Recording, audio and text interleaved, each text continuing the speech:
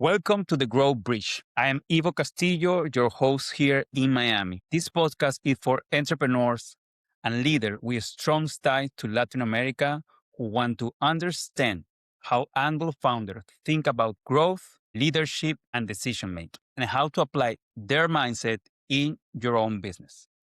Today, today I'm excited to have Bryce York. He's the founder of Anchored Growth. Hello, Bryce. How you doing? Hi, well, I'm doing great, man. Happy New Year. Happy New Year. Um, for the people who are watching us, this is episode 17.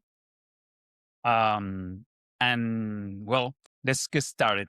So, Bryce, the first question is can you share a little bit about what is Anchor Growth and what is your background as CEO, as a founder of this company? Yeah, absolutely. And those two kind of blend together, quite Yes. honestly. So, anchored growth is a tool, a platform that I wish I had a long time ago in sales. So, what it does is it answers a question and resolves the problem of, am I reaching out to my prospects the best way? Right. So taking a look at, am I communicating with my prospects in the right way? Right. On the platform, is the email that I'm sending resonating with them? Is the LinkedIn message that I'm DMing them with, is that really kind of, catching their eye and intriguing them? Or even to the point where, my cold calls, am I calling them and saying the right things?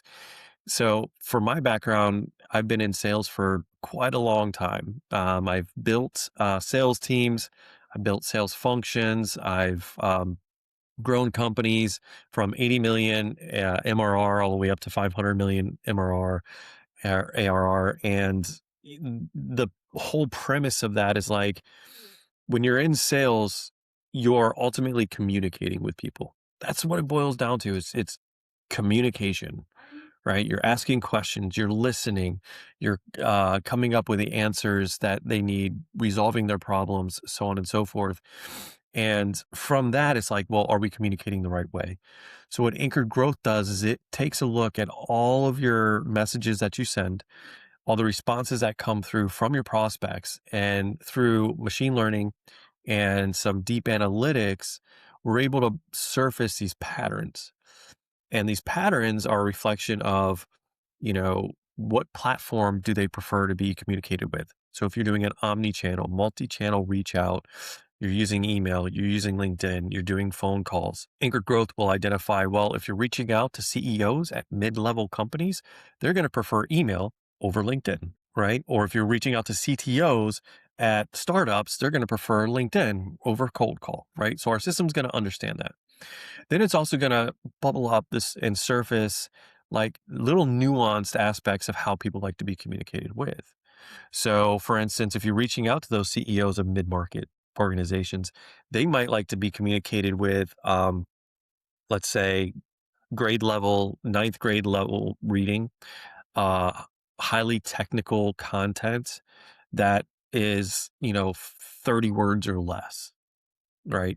Our system's going to be able to identify that. But if you're reaching out to salespeople and mid-market companies, they might like third grade reading level, not technical, but more conversational, and less than 50 words.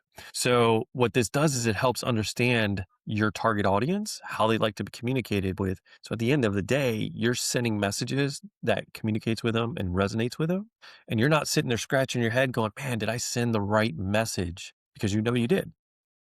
So the idea on that is it's going to, not the idea, the proof is that it actually increases your response rate and engagement with your prospects. It decreases the time it's going to take for you to actually create all those sequences and all those outreach strategies.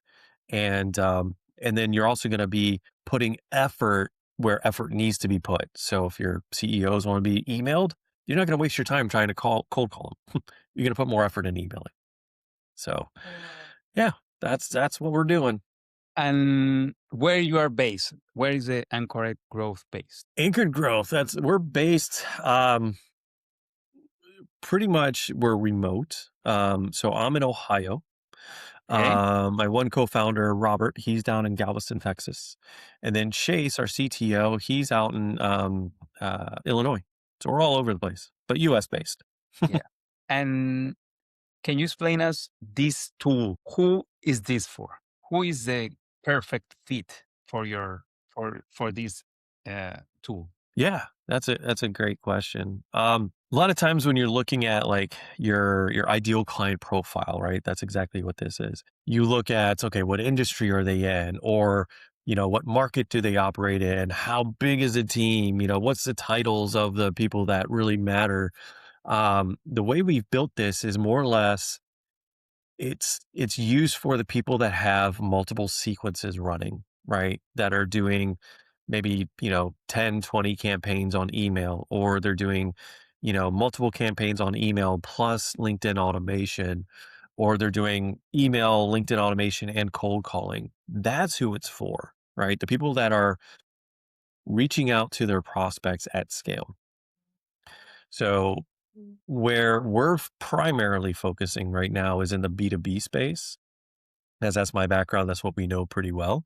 So our focus right now is getting in touch with those agencies, outbound agencies, the CRM consultants, sales consultants, fractional sales leaders, fractional um, marketers, CMOs, those types of individuals that have clients that they're doing the sequences for. Um, so at that point, they're able to basically spin up the campaigns, understand their client's target audience in a lot quicker and smoother way. Correct.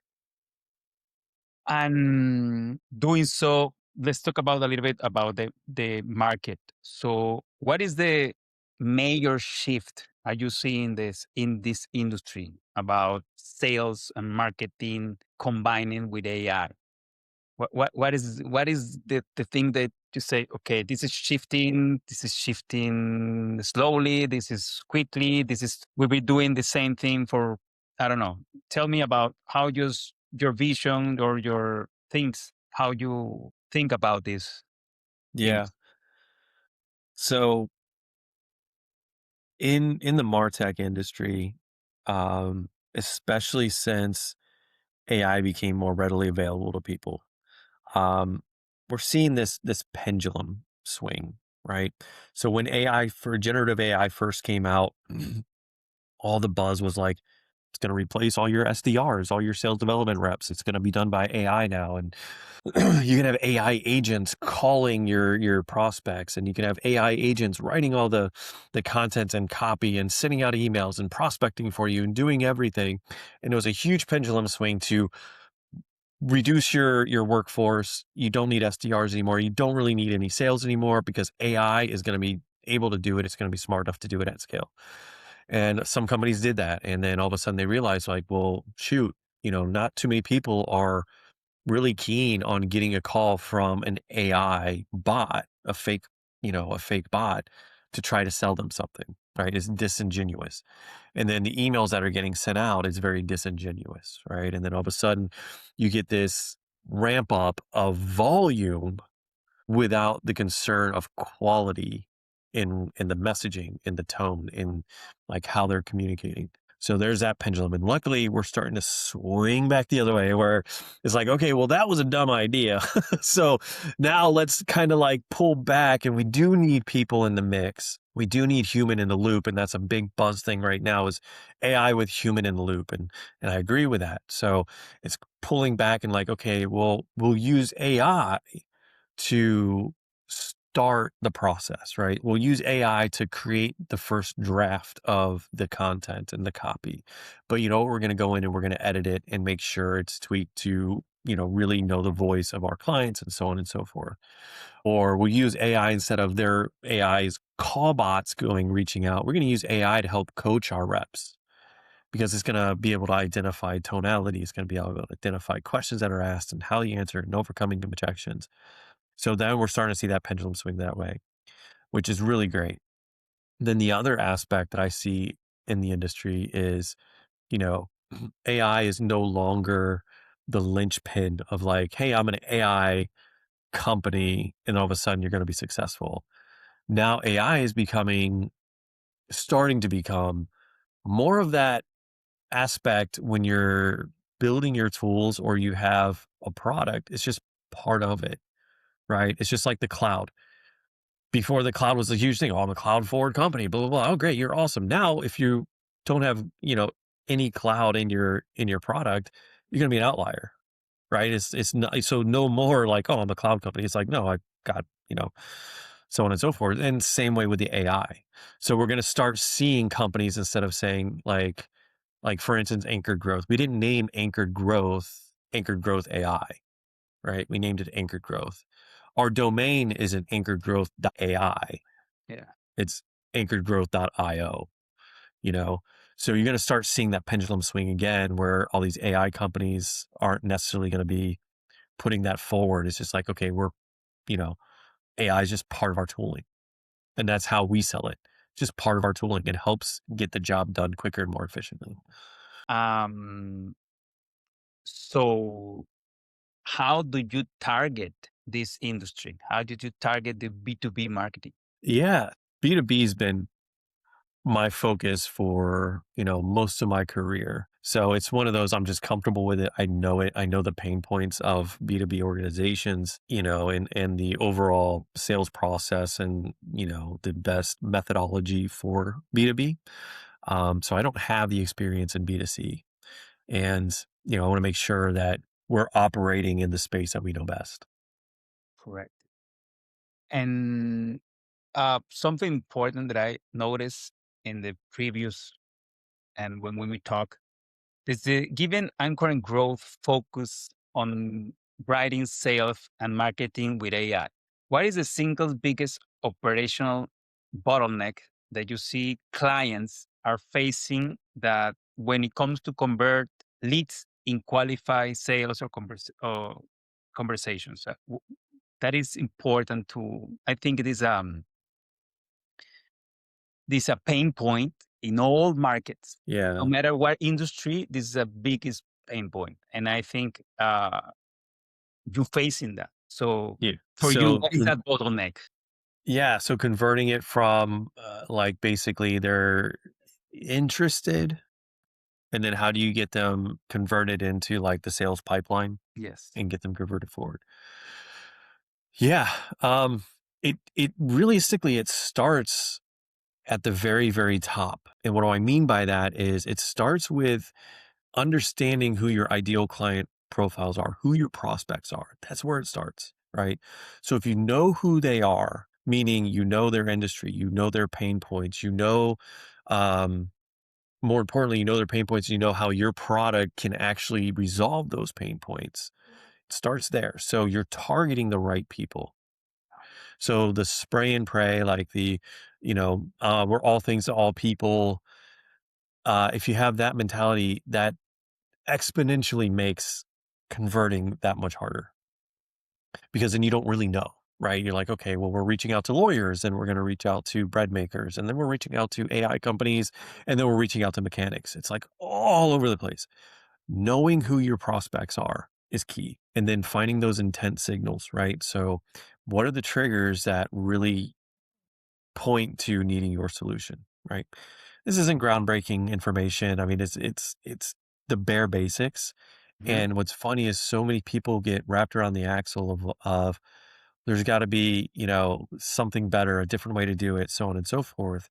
But you know what? Realistically, you start on those basic points of like, I know who my target is, I know their pain points, and I know how to solve those, and I know when the timing is right. That's going to make everything underneath that, meaning like reaching out to them on the marketing, right? So you know the messaging because you know their pain points.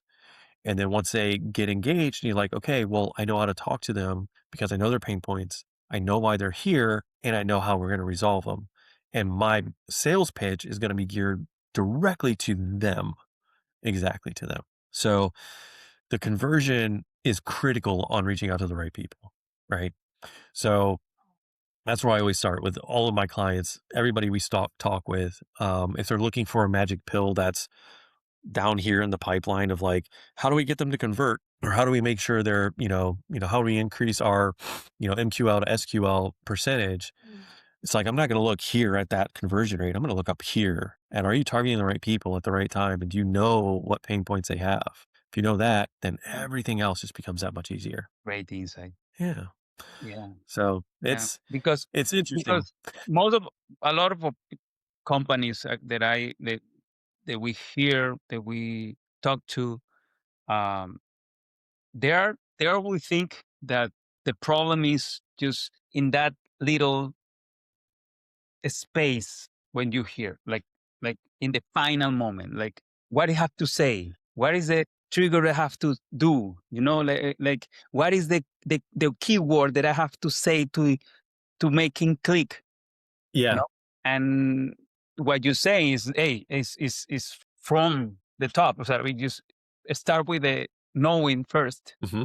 for the all the conversations go to the final, right? Like Right. right. Yeah. That's exactly it, man. Like, too many times we're looking for that magic bullet, that magic Yes. phrase, that certain, way to say it. And there's not, I'm sorry, but there's no magic tool. Even anchored growth isn't your magic bullet, right? It's just something that's going to help you get there. And the more times sales leaders, marketing leaders try to chase the next shiny object, the next, innovative tool that's going to revolutionize everything you've ever done and change everything you've ever done, it's a distraction, right? If you're focused on, like, how do I improve the fundamentals and have that mindset, and then build on top of that and look for tools that are going to help you do that, then you got the right mindset, right? So if you're looking at, like, oh, well, for instance, anchored growth. Oh, if we use anchored growth, then our response rate's going to be perfect. We're going to be great. And our close rate's going to be a lot higher. We're going to have, better speed to lead, so on and so forth. No, it's not. If you think just inserting anchored growth into a process is going to improve it, then you're probably going to be wrong. But if you look at it from a standpoint of, like, okay, if I know I'm reaching out to the right people, I know my ICP, and I know their pain points, and I know, how we resolve them. If you have that, and you're pulling the right prospect list and you're targeting the right people, then insert anchor growth into that, then yes, you will see that result. But if you are just all things to everybody and just trying to get your name out there, spray and pray and get it out there, and then you insert anchored growth, it's going to fail. It will. Yes. And this is interesting, will be interesting to know. When sales and marketing aren't communicating well, what is the biggest cost for a company that is wasting time, that is wasting money, or something else? It's both, man. I am huge proponent of bringing sales and marketing back together. For a long time in the past, that was how it worked, right? Sales and marketing were one group, one department, one model. And since then, it's been separated. So when you have sales and marketing, if they're at odds with each other, you're wasting time, right? So wasting time. Marketing is doing their thing. They're saying, hey, look, we're getting sales, all the great leads. These things are brilliant leads, are golden, so on and so forth. We're going to continue to do that because we know that these leads are the greatest, and sales is just terrible. They don't know how to do their job. They need to fire the whole entire sales team because they're not converting these great leads that we have, right? And marketing is looking at their own KPIs and their own metrics, They don't want to pulling their talk own to dashboards. they don't want to talk to sales people. No, exactly. And there's not that feedback loop. Yeah, I was so many years in an advertising agency, Oh, yeah. and Yeah. hey, hey, you come to the meetings, you go to speech, and there is nobody from sales. Yeah. It's all marketing. Yeah. And It's you don't have any, terrible. like, hey, why is somebody from sales here? Like, listen Yeah. to it. No, Yeah. no, no, no, no. You pitch to us, and they say they're gonna do whatever we say. Yeah. Okay. Yeah. So, Yeah. Yeah. my And God. And then on the sales side though, because that's my life, right? I've been in sales, not in marketing. I've been in sales. And for the longest time, it was like, man, these marketing guys, they don't know what the heck they're doing. They're just putting up ads and they're firing off to everybody. And these leads that we get are terrible. It's like I talked to a truck driver from Oregon the other day. Like, what's the point? Totally outside of our ICP. And there's not that feedback loop. So then you have them butting heads and it's just a waste of time. But if you bring them together and you say, okay, what is our strategy, sales and marketing strategy? Then you're getting that solid feedback loop. Both teams are on the exact same page of like, okay, we're going to be targeting this type of prospect. This is the messaging that we're targeting them on marketing. So when they book the meeting, the sales team knows that was the premise that lead booked. And then if it's a great lead and the timing is right and they move forward in the process, sales gets that back over to marketing and be like, hey, get me more of these. This was perfect, right? On the other side, if it was not a good one, like outside the ICP, put that feedback too. Hey, we missed a mark on this one, guys. It seems like XYZ. So that way marketing can tweak things and then continue to fill that funnel, right? And then if marketing's like, hey, you know what, Bryce, we've got a ton of great leads coming in. Your team is not closing these leads. What is happening? It's like, okay, cool. Tell me why you think they're perfect leads. And let's look through them together and see exactly why the sales team decided that they weren't great, right? And then there's a level of humility that needs to be on both sides, right? And I think that's critical. So the sales leader has to have a level of humility and be like, hey, let's look at these leads. And then if they see the leads, yeah, they are actually really good. My team is just not executing on it. Cool. I'll take that back to my team and we'll address that instead of trying to defend it at all odds because sales versus marketing. It's like, no, let's work together. And what I always look at is sales and marketing, one will not survive without the other. It just won't happen. Sales won't survive without marketing. Marketing's that air support, providing the brand recognition, providing the overarching, sale or marketing strategy, getting things out there. Marketing won't survive out without sales. Bring in the leads, but if there's nobody to actually move those leads, nurture them, and put them through the process, then they're just going to fall on deaf ears. Correct. That's bring me to anchored in growth. Like, what are you looking for? What are you looking ahead? What is the product roadmap for now in the next 6 months, 12 months? Yeah. What is the you are excited about? Oh, so what's on the product map? It's we got a lot of really cool ideas.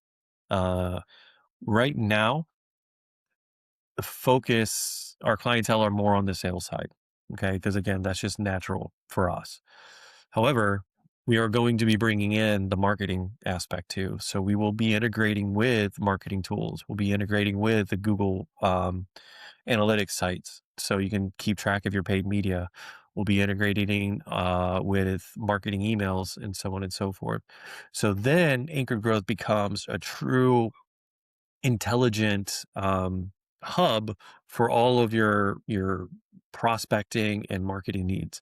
And then the coolest part, like what we were talking about before, is like sales and marketing need to work together with messaging and how it's working. So then with Anchor Growth, you'll be able to see how everything is working when you're reaching out to the prospects. So you'll be able to see the overarching view of like our strategy with paid media, LinkedIn ads, emails, and LinkedIn automation. How is that all working together? And then from there, we're going to be able to pull up, and Anchor Growth will be able to identify those patterns of saying, okay, well, CEOs are resonating a lot more when you have a targeted LinkedIn ad plus an email. Do that more, right? So then you have marketing and sales working in conjunction to go after your prospects, right? And then Anchor Growth is going to be able to pull up and say, okay, well, these LinkedIn ads need to be, focused on, fifth grade level, easy readability, less than 5 words. Got it. And then your LinkedIn outreach tagged on that needs to be ninth grade level, 30 words or less, sent on Tuesdays. Go, right? So then you truly have a fully integrated plan that looks at your prospects and those profiles, and you're really understanding exactly how to communicate and target your prospects. So that's the really exciting part of it. Yes. That's when it gets real fun. Sounds pretty cool. Yeah. Yeah. And that is come to the other side, no, right? What is the exciting thing? Let's go to down and say, if you something you could fix Mm. your business right now, what it would be. Something I could fix with anchored growth right now, what it would be. Yeah. Um, so I mean, before we started, you mentioned on the a post that I wrote on LinkedIn Yes. about we had to basically scrap our GTM plan for anchored growth. um, and we originally were going after the end users, and then through just essentially the execution of that, of going out and grinding and trying to talk to sales leaders and marketing leaders of mid-market organizations, of trying to get them to sign up and move forward and get anchored growth into their hands. It was a grind. It's like, man, and we continue to do that, and it finally dawned on us, like, the realization of, like, I think this will be better suited for like a channel partnership type of outbound or type of GTM play. So the last 3 weeks ago or so, we decided to make that switch, right? And what I wish to fix is, like, identify that earlier. So there was a lot of effort that went in to the original one, and now we've made that switch. So it's really kind of understanding the go-to-market plan and getting it out there and getting it into people's hands. So right now in the stage that we're in, that's the most critical piece for anchored growth, is getting it in people's hands and letting them use it. So I think the channel partnership and the one to many play is going to work out best for us. Yeah. This is more your on you and your mindset. Okay, you have been in B2B sales for a while. Okay, what is the biggest limit belief that you have overcome personally, professionally, to get anchor growth uh, started or growing and grind it like you said? Question. The the highest level answer I can give you is um, removing my bias.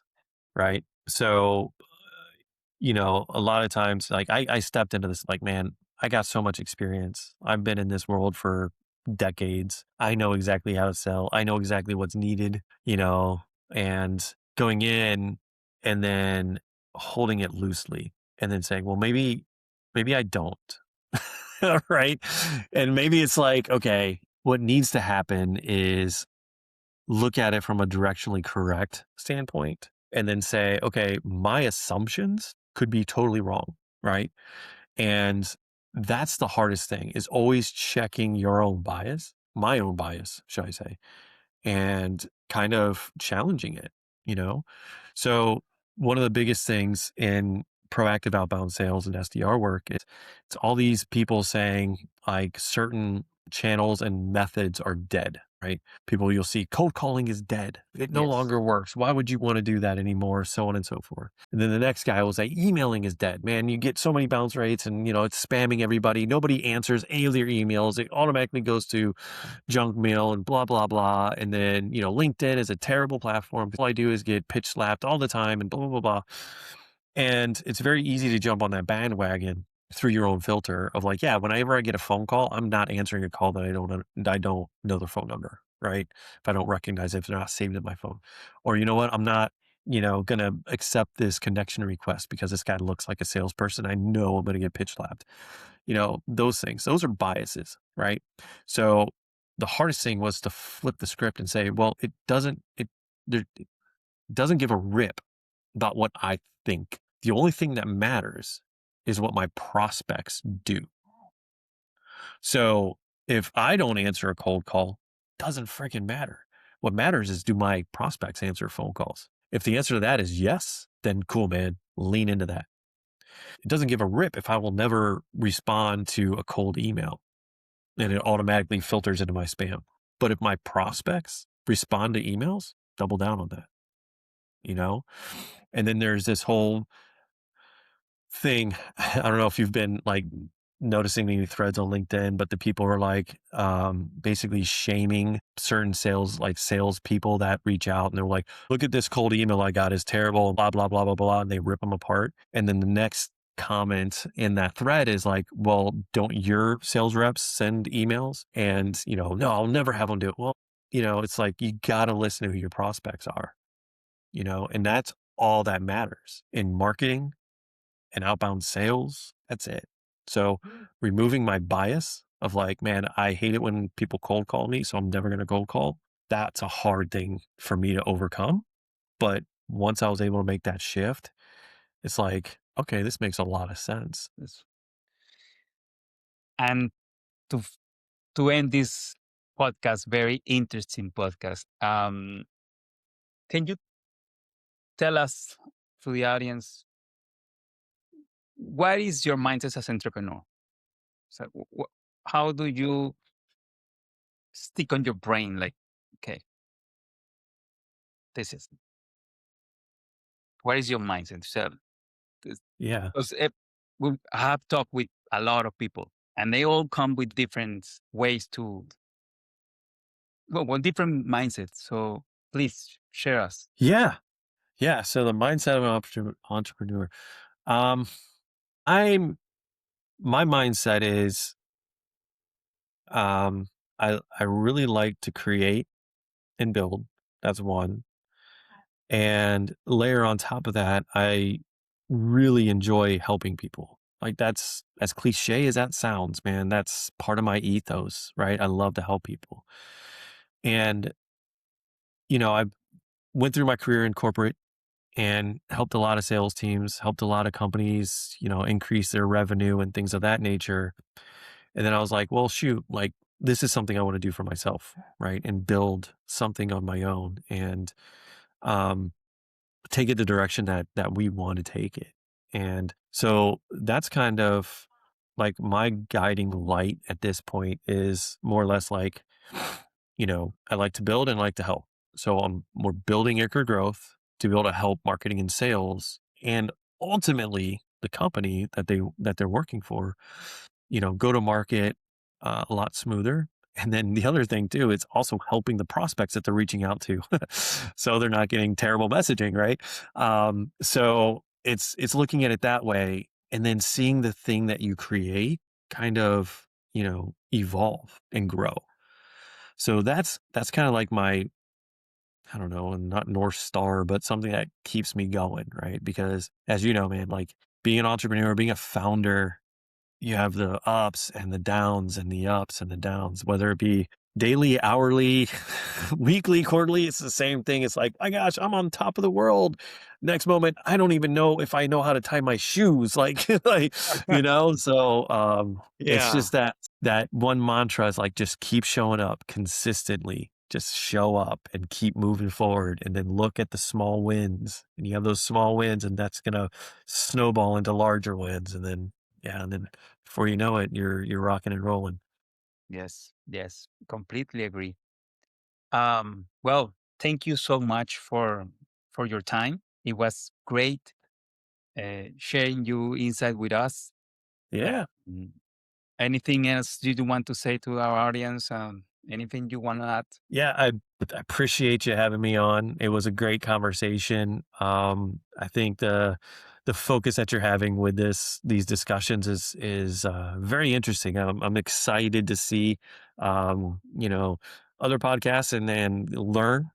That's the big thing, is learn what's going on, and especially with your focus on LATAM, like um, I'm here to support whatever Yes. you guys need. And Thank you very much. um, yeah, man, I think it's gonna be an amazing time. So, Yeah. but yeah, thank you so much. It's been a great conversation. Yeah. For me too. Well, thank you, people, to listen this podcast. See you next time.